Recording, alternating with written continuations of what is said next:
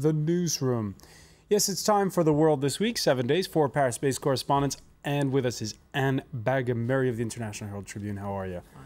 Nice to see you. Nice to see Craig Capitas as well, journalist and author of books, among them Bear Hunting with the Politburo, Vivian Walt of Time Magazine, and Ana Navarro-Pedro of Visão. I always wonder if I'm getting the pronunciation right. Yeah, she's fine. He's getting good at it. Okay. Very good. Portuguese is...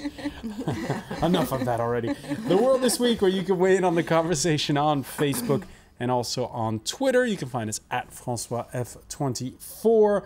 And pay attention, because with the big build-up in stories this weekend, at the end of the show, we're going to play Guess Monday's Front Page. We'll start by asking if it's revolution over in Egypt. The head of the Egypt's Mubarak-appointed Constitutional Court allowing Lieutenant General Ahmed Shafiq to stand for president and dissolving the Muslim Brotherhood-dominated parliament.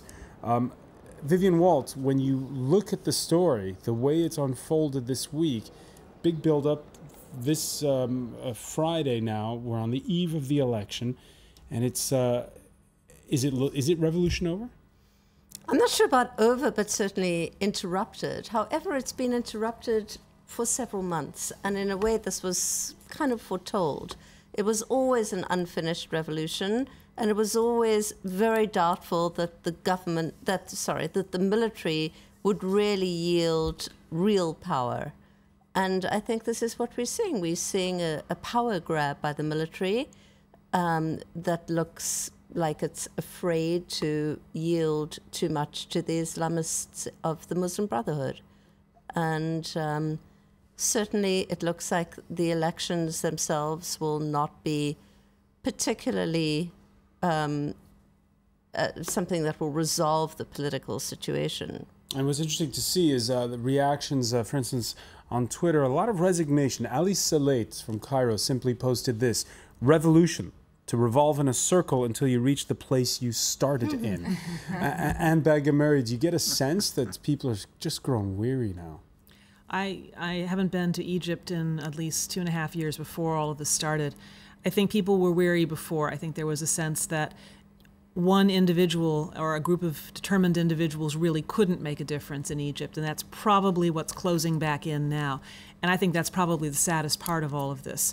There was optimism that this was the determination of the Egyptian people to choose their own government and decide their own future, and now it turns out that the elections might have been fair. The inspectors all thought that it was a fairly clean process, but what difference does it make whether it was fair or not fair if the Constitutional Court was simply going to impose the will of the military?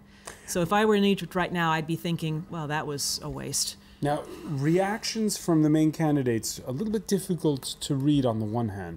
Mohamed Morsi's Muslim Brotherhood, calling it at times in the past 24 hours a full-fledged coup, but at the same time, through the voice of the Speaker of the Assembly, asserting that that the party is ready to return to those polls for cancelled legislative elections. What would you do, Ana Navarro-Pedro, if you were the Muslim Brotherhood? Would you be taking part in this presidential election or not? You cannot ask me that question. It's just so out of my universe.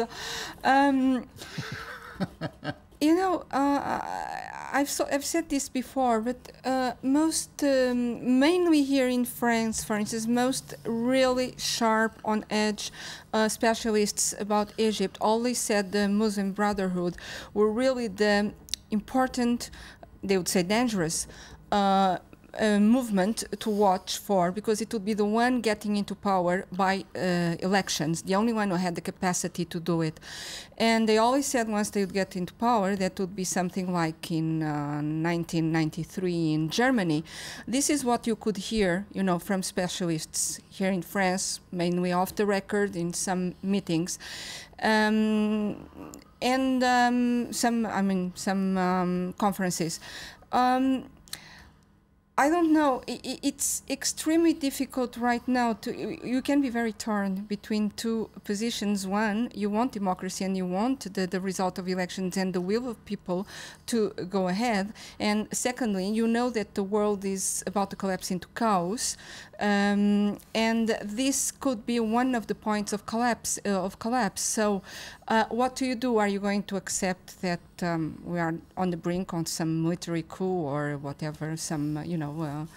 Are we going to accept another military state in the Middle East and say, okay, they're going to save us in the West? Or are we going to pull the game of democracy and say, let the people choose? And if they choose what we don't like in the West, well, too bad. Vivian, how do you think the Muslim Brotherhood's handling it? You know, the Muslim Brotherhood is a very big machine, although not a very united one. I mean, it is exceedingly divided, and there are, major factions within it that never wanted to join the revolution. But I think that the fundamental problem is when you were in Tahrir Square during the revolution, it was great. It was, as all the young Egyptians were saying, this is like Woodstock. And in a way, that was its problem. There was no real powerful leadership that emerged from it. And therefore, 18 months on, you have the existing leadership structures who have the muscle to push through in an election. And you're back to, as the tweet says, you're back to square one. And as for Hosni Mubarak's last prime minister, well, he's unequivocally pleased. I promise you a nation for all Egyptians, a new, just and modern nation for all. Craig Kopidis, does that sound like a guy who already knows the outcome of that presidential election? You think. The pen may be mightier than the sword, but what this proves is that, an Egyptian armed forces officer with a Kalashnikov in his hand is mightier than Twitter and Facebook.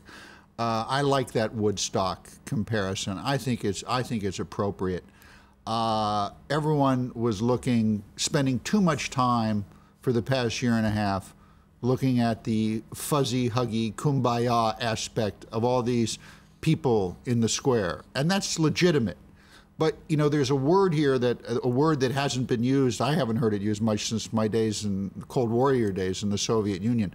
Realpolitik. Remember that word? They spelled no C at the end. You'd put a K, right? No one ever looked at the realpolitik here.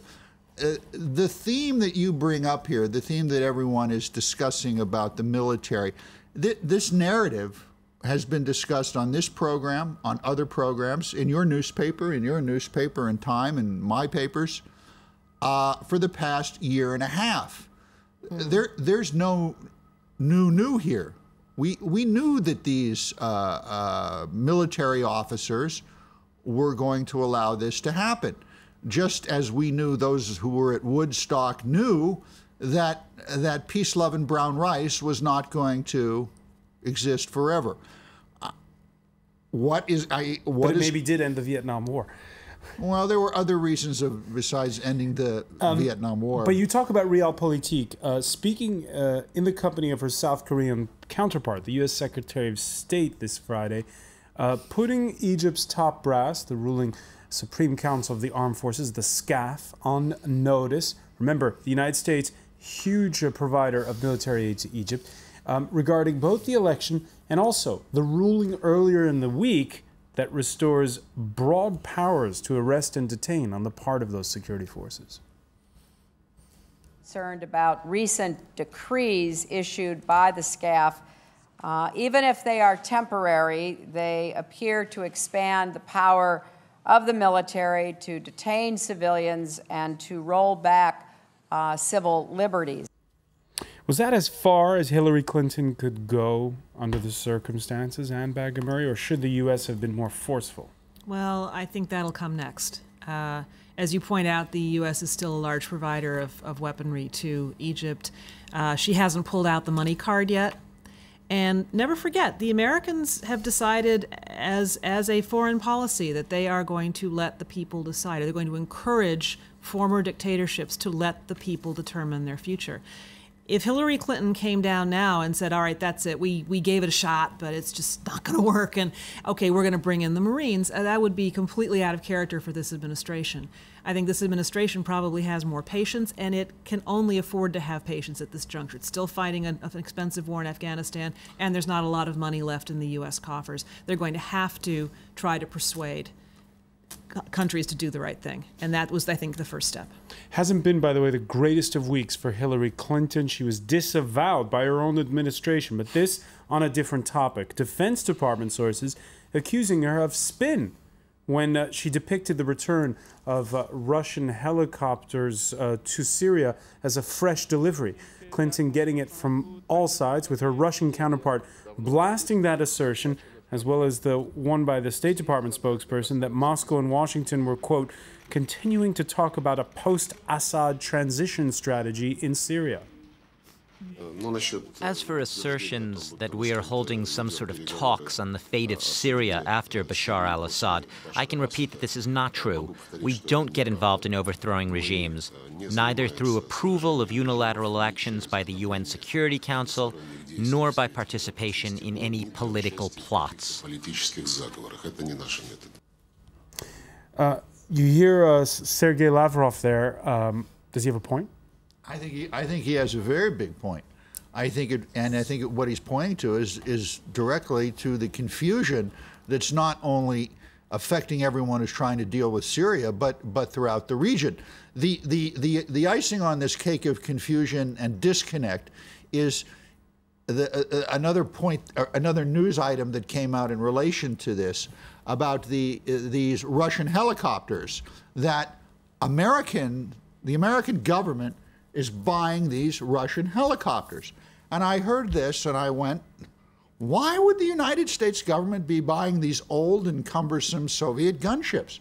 And it turned out that they're not buying them for themselves, they're buying them for the Afghanis because they're the only kind of helicopters that the Afghanis know how to fly. Now, you don't need a weatherman to know which way the wind blows, as Mr. Dillon says, and I don't think you need to be an expert in foreign relations to know, to coin a phrase, that this is what's known as a fakaked deal. The left hand isn't talking to the right hand. There is a confluence of confusion and disconnect going on every discussion throughout the Middle East right now, from Egypt to Syria to Afghanistan, wherever you want to look. Inside the Obama administration. Absolutely. Which brings us to Mexico, where Barack Obama will be sitting down with Vladimir Putin at the start of next week. Their first sit down in 3 years. What will Barack Obama get out of Mr. Putin, who's had some very strong words regarding Syria? Well, I think this is Putin's moment in which to say and act as if, look, I'm not Dmitry Medvedev. I'm not going to be, drawn into some conflict like I was, like my predecessor was in Libya. We haven't mentioned Libya. Libya, I think, overshadows all these discussions about Syria. There will be no military intervention because of Libya. Yeah. And the Russians feel like they were utterly suckered. And in some ways they were. But they have agreed to let those UN military observers come in. There was a sense a couple of weeks ago. Remember we were talking on this show about a Yemen sort of kind of solution where you gently push Assad out.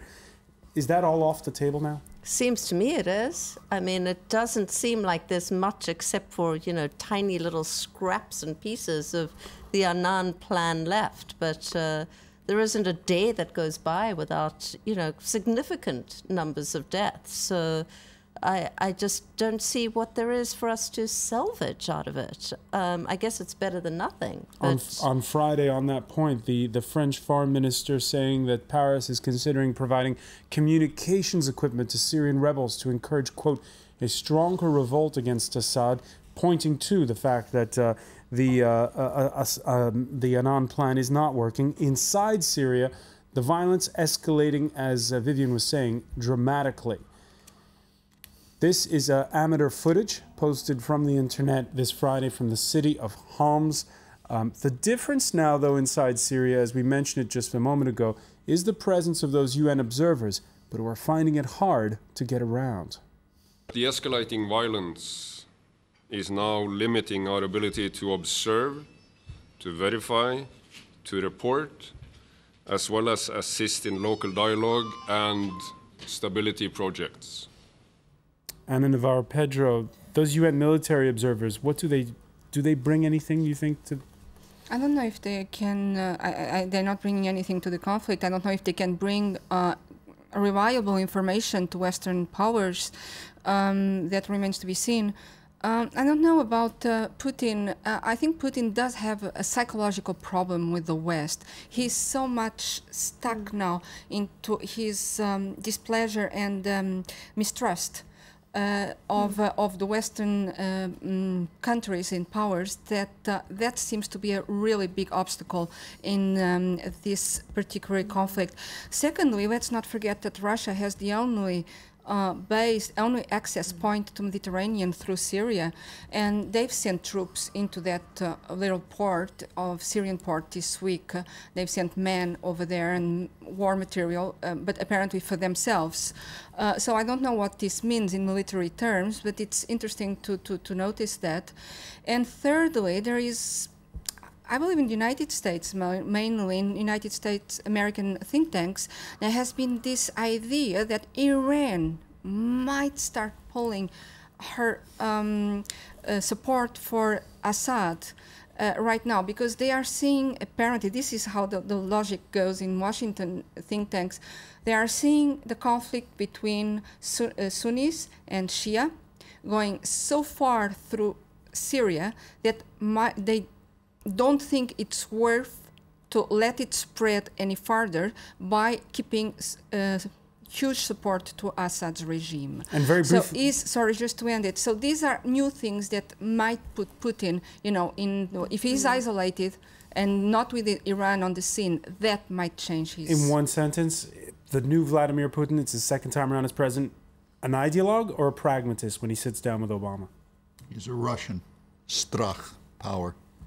All right.